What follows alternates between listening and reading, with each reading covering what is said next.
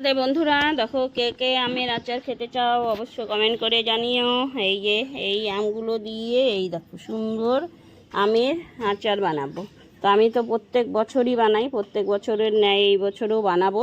তো সুন্দর মানে আমের সাইজগুলো দেখলে মানে মন জুড়িয়ে যায়, এত বড় বড় আমের সাইজ। তো দেখো এই যে একটা বোটা সদ্য আছে। হ্যাঁ, খুব সুন্দর আমগুলো, এত ভালো লাগছে মানে কি বলবো আর বন্ধুদের। এই দেখো, কার কার জিভে জল এলো অবশ্য জানিও কমেন্টে। এখন আমি আচার দেবো, কার এখন ধুয়ো। এই দেখো আমগুলো ভালো করে ধুয়ে পরিষ্কার করে নেবো। একটা একটা করে ভালো করে কষলে কষলে ধুয়ে নিই। হ্যাঁ, তোমরা তো জানো এই আমে মানে পরে জল লাগানো যায় না, কেটে ধোয়া যায় না। কেটে ধুইলে পরে নষ্ট হয়ে যায় আমগুলো জল থাকলে। তো ভালো করে ধুয়ে আমি মুছে নেব একটা একটা করে। এখন ধুয়ে নিই। এই দেখো ধুয়ে নিয়ে চলে এলাম।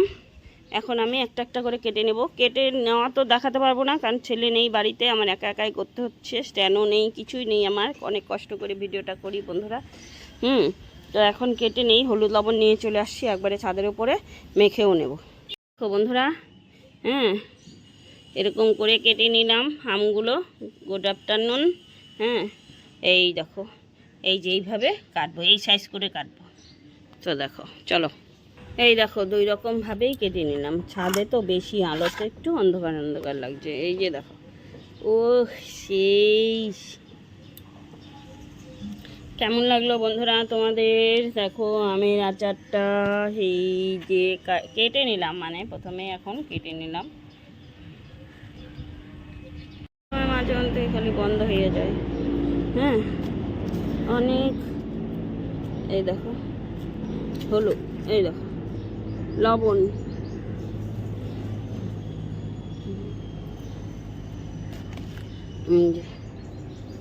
আরও তো লবণ লাগবে, আমি এখন দিলাম।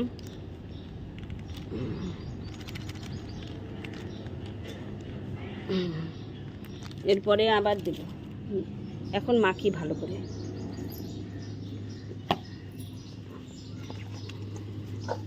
বড় গাবলা লাগে, আমাদের তো অত বড় গাবলা নেই, আছে কিন্তু কে আবার বের করবে। তো আস্তে আস্তে মেখে নিই সবগুলো আমি। হ্যাঁ, মেখে তারপর দেখাই। এই দেখো সবগুলো এই যে কেটে মাখিয়ে রোদে দিয়ে দিয়েছি। এই যে দেখো, ও সেই লোভনীয় আচার হবে বন্ধুরা, দেখতে থাকো আমার পুরো ভিডিওটা। তো এই যে আমি যে আম কেটে কালকে রোদে দিয়েছিলাম, সেই আমগুলোই এখন এক এক করে আমি এই যে এই গাবলার মধ্যে ঢেলে দিচ্ছি।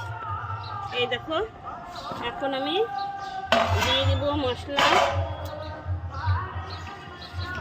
একবারে ঢেলে দেব। দেখো এখন যে বাড়িতে আমি সিক্রেট মশলাগুলো দিয়ে দেবো ঢেলে। একটু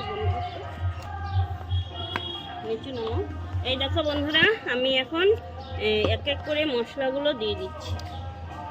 এই যে দেখো এখানে জিরার গুঁড়ো, ধনিয়ার গুঁড়ো, পাঁচফোড়নের গুঁড়ো, তারপর সমস্ত আচারের মশলা আছে,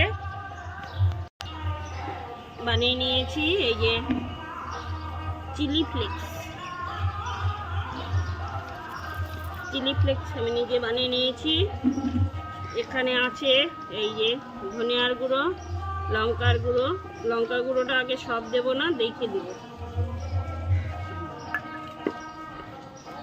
তারপরে দিয়ে দিচ্ছি লবণ 2 চামচ। লবণ তো আগে দিয়েছি, তবুও এটার মধ্যে তো বেশি লবণ লাগে না, এর জন্য বেশি করে লবণ দিলাম। তারপরে আবার টেস্ট করব। হলুদটা বেশি দিলে তো গন্ধ হয়ে যাবে, তো ওটা দিয়ে দেখি।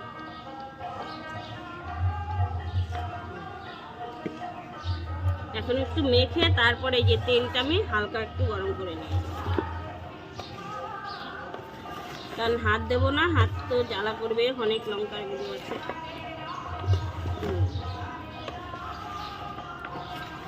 এইভাবে আচার বানালে 1 বছর আচারগুলো রাখা যাবে। সুন্দর সেন্ট বেরিয়ে গেছে সমস্ত আচারের মশলা। এই যে এখন আমি তেলটা ঢেলে দিই।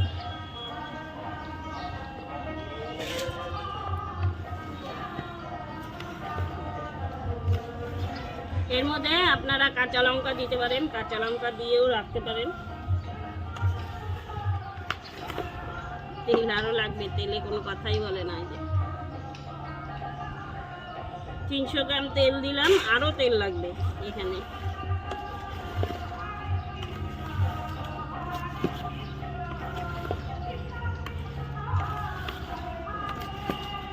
এখন আস্তে আস্তে এই যে চুচাটা আছে না, সেটা হলো মুছবে। সমস্ত এখানে ভাজা মশলা আছে, কিন্তু কিছুই কাঁচা মশলা নেই।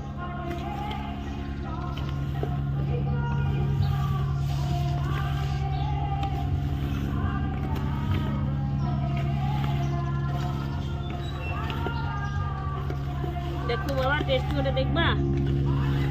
না তো সেন্ট বেরিয়েছে না বাবা? না। হ্যাঁ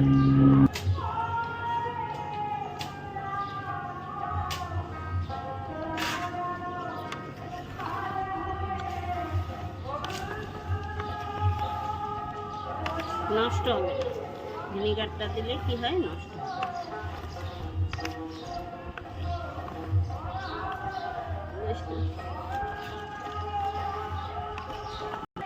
এই দেখো বন্ধুরা, আচারটা আমি আম কাটার থেকে সম্পূর্ণই দেখিয়েছি। আর এখন যে আমার এটা হয়ে গেল না, এরপরে যখন একটু মুছবে তখন আমি বয়ামে ঢেলে দিলেই হয়ে গেল।